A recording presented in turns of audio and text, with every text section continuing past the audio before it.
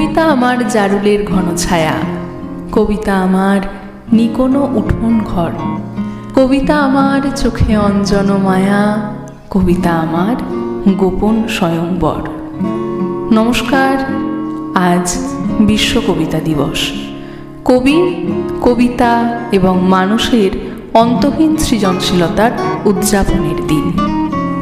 বিশ্ব কবিতা দিবস হল এমন একটি উপলক্ষ যখন আমরা বিখ্যাত ও বরেণ্য কবিদের সম্মান জানাই, কবিতা আবৃত্তির মিষ্টি মৌখিক ঐতিহ্যকে নতুন করে বাঁচিয়ে তুলি।